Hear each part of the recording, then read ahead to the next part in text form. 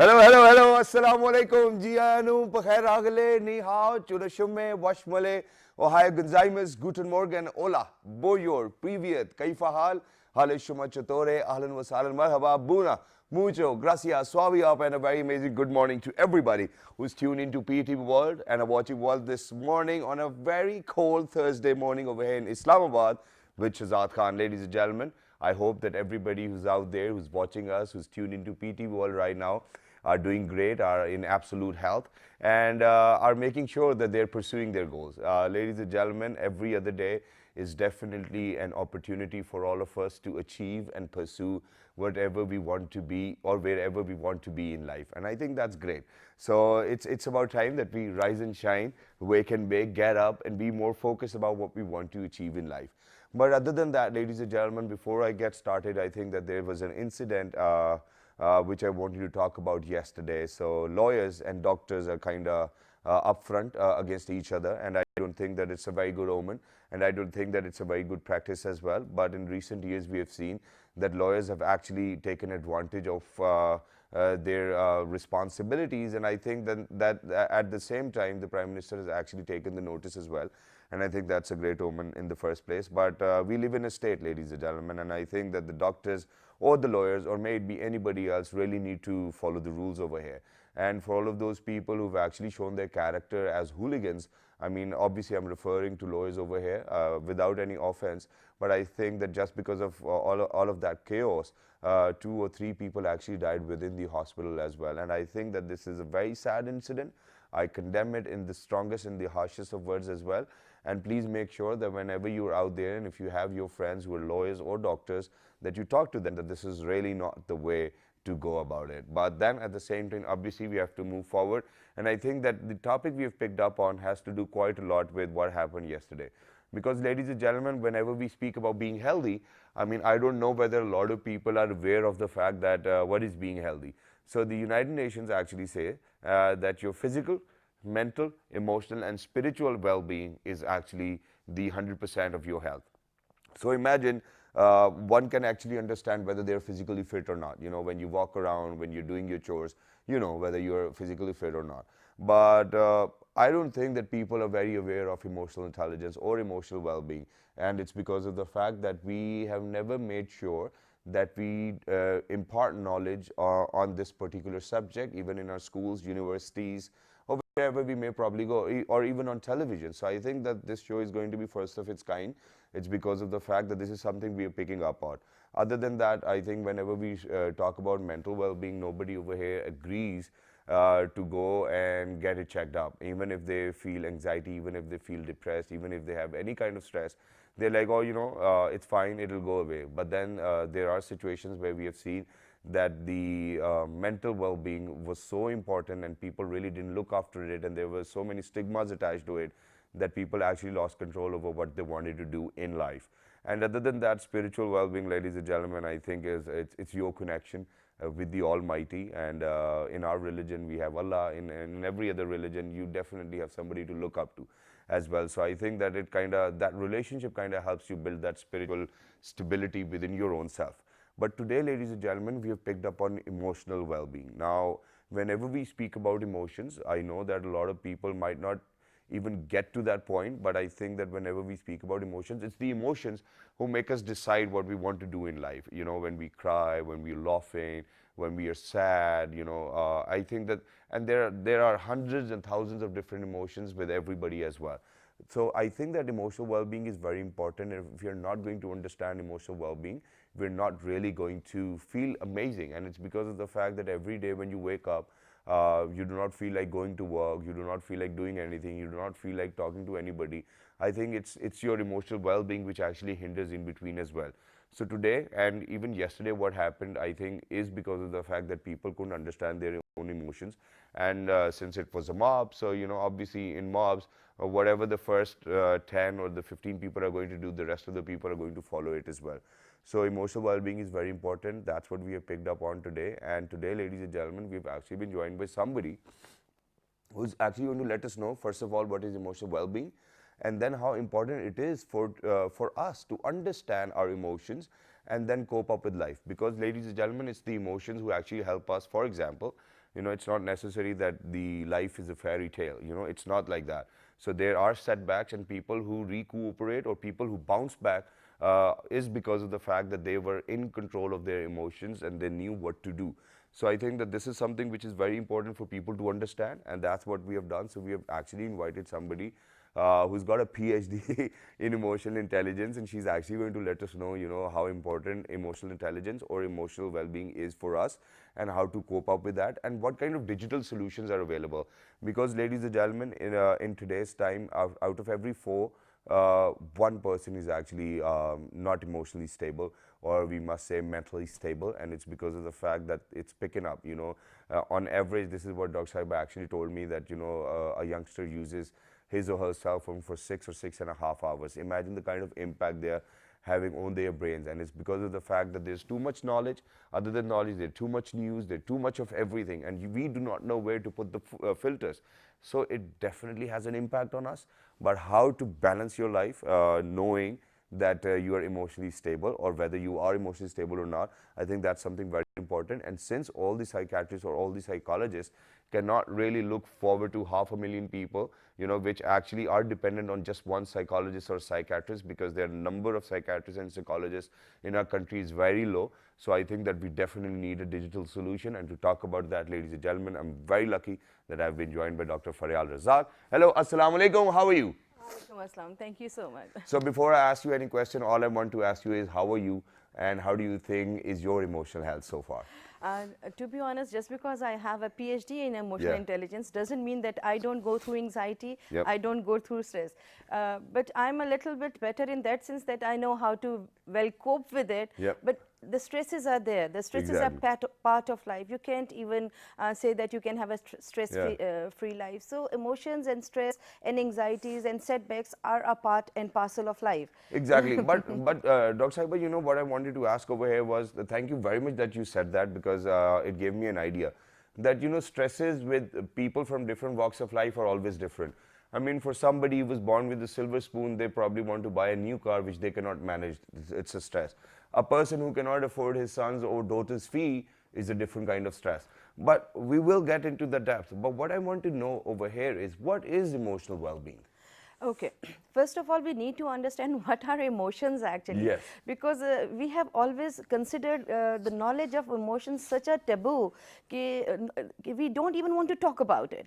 We have been conditioned right from the beginning, that we were raised that it's not okay to talk about emotions. I mean, and especially for the male part, I mean, I really feel sorry for you guys. You have been conditioned to tell that no emotions. We have learned it the hard way. Boys don't cry, and you are weak if you show emotions. And so you are conditioned by certain societal rules that this is the way you have to act unnaturally, because emotions are there and you are being told that you are not about to talk or express them. Emotions, let me tell you, is a very unromantic thing. It's a biochemical rush in your body. I mean, it's something that is generated like, any hormone is generated in your body. It's something like that. Well, that's great. I'm going to stop you over there. But I think, and I can be wrong, and you can correct me, and that is that when you are expressing your emotions, especially the weaker ones, where you are crying, where you're full of stress, where you do not know what to do in life, I think when you share it with other people who really do not have a concern with you, they can kind of take advantage of that, no? And I think that's the only reason why people, or men in general, hold back their emotions, and they just do it themselves. They recuperate themselves. Actually, you're very right. Emotions should be part of education. And this is what I'm fighting for, because the thing that you say, that the people who are a little bit emotionally intelligent, it could be a negative thing as well, because they can exploit the other ones who are not emotionally intelligent. Like the politicians too. So we have been all there, right? So we have known at least one manipulative person that can exploit our emotions, especially our children. They know how to exploit us. I mean. So what kind of impact does emotions have on us? I mean, for example, if we do not, because this is one thing which I understood in my life at a very younger age, and I think that it has always benefited me, that you are always, I think, I mean, this is how it works within my brain. And it is that, whenever you get an emotion, You really have to recognize that, and then that's your choice whether you want to be vocal about it or not. But to recognize an emotion is very important. So let's start from here. Why is it important to recognize your emotion? You have nailed the question. Hit the problem in the bud. I've hit the nail on the head. Yeah, yes, you have done that.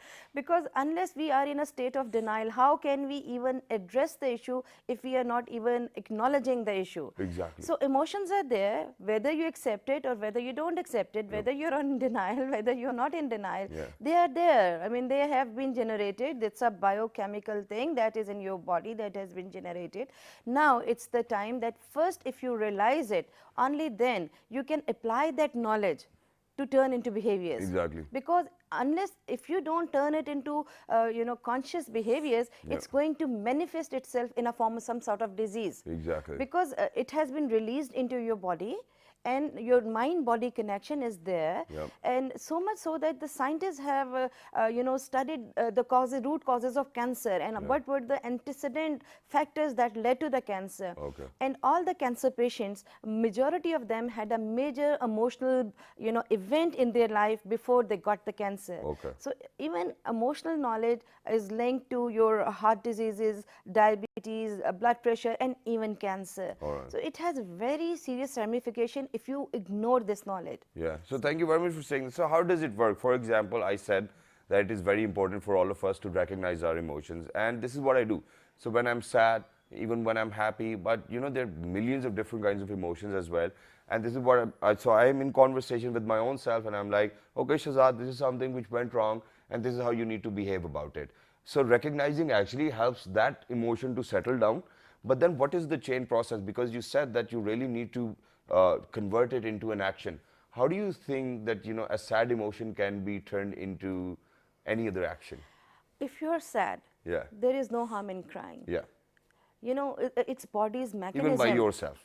I think that's a better idea. That's not a better idea, because the science behind it says that if you let your emotion in front of a person whom you believe, but now it's the tricky part is whom you believe actually cares for you, lowers your state of emotion and the state of depression or the bad effects of those emotions on your body. And you feel relaxed. Even the hugs, they say, if a person who actually loves you and says nothing and just hugs you, it releases your tension in the body, and the hormones that are released to put your body back to equilibrium state.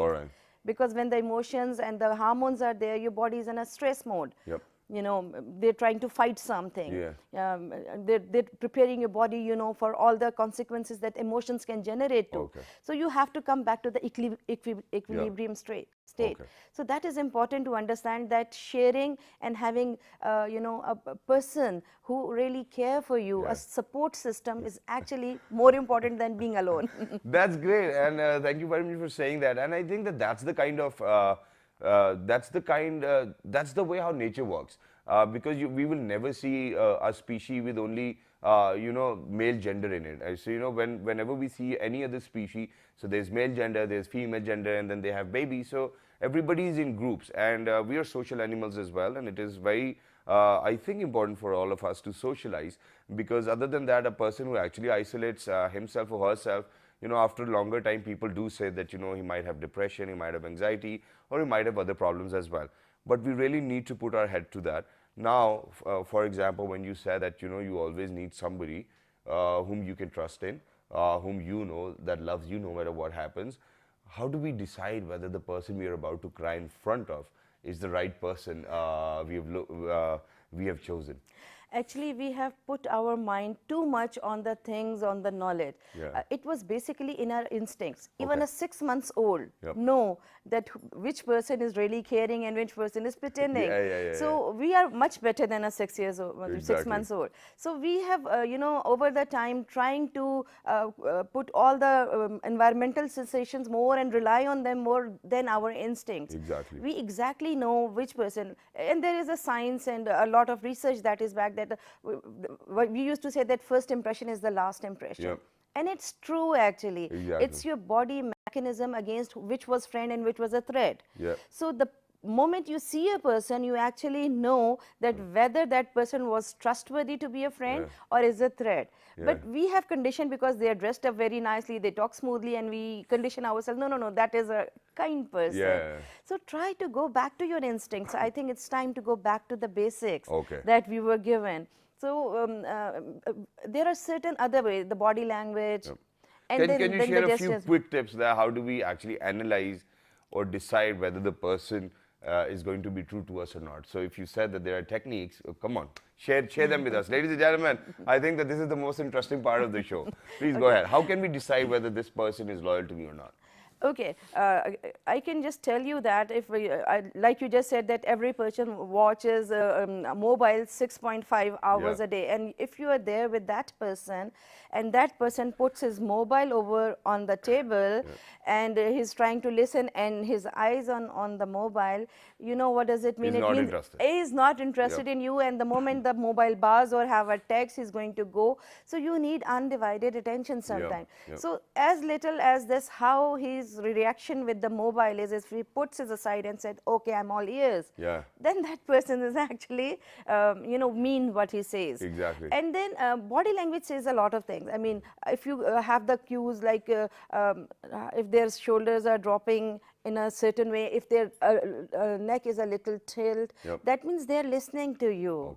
Okay, and there are certain power postures. If he's like timid and looking at them, then he's judging you. Okay. If he's like holding like that and something like that, so that means he's judging you. So there are many body postures that you can see, and like I said, instinctively you can know whether it was, he was genuinely interested on pretending. All right. Well, that's great as well. But with that, ladies and gentlemen, I think what we need to talk about over here is, and I think that this is very important as well, where we actually mentioned, and even Dr. Faryal said that, out of every 4%, 1% is challenged with a lot of difficulties, and it's because of the fact that they never give due attention to their mental health, emotional health, physical health, and their spiritual health as well, which eventually ends up you being disturbed, obviously, and then you being mentally ill as well.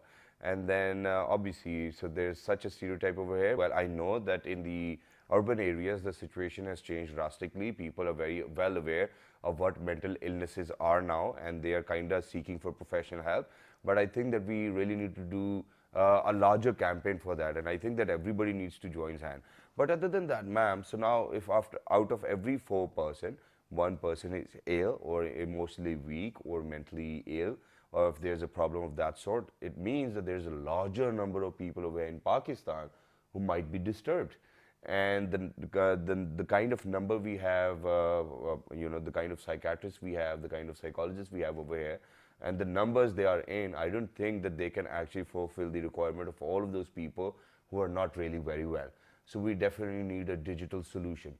But I think that digitalization has actually played a very negative role in making people mentally and emotionally ill, and it's because of the fact that every day for 6.5 hours, if we are watching that there's been killings, if we are watching that there are people beating other people on streets, it is going to have an impact on all of us. So what kind of digital solutions can we look forward to, or how do you think that we can find a solution for all of these people who are mentally disturbed? You've raised a very important question. Like they said that there is the solution in the problem. Yep. Like mathematics, when we had this word problems, so the solution was inside the problem. So this digital age, we cannot deny it. We are already going through this fourth industrial revolution. And this is the revolution of artificial intelligence and technology. And this is IT-based technologies, and we can't deny it.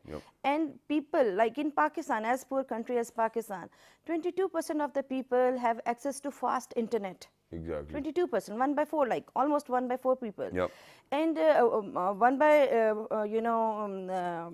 half of the people, especially the youth, has a lot of access to, mobile devices and all that. Like Maulana Rumi said that what you seek is seeking you. So what you pay your attention to it. Internet of thing is a wealth of knowledge. Where you put your attention to. If you are looking for some negative thing or trying to justify your affiliation with a party, you're going to search for that information. Yes. But there are a lot of digital solutions out there as well. But before that, we need to understand that internet is one of the cause of depression as well. Yep. And like you said, Facebook, there are certain type of disorders which were never there before this Yeah. internet revolution. Exactly. And as per American Psychological Association, screen dependency is the new mental disorder. Yes, it is. It is. It is the new mental disorder.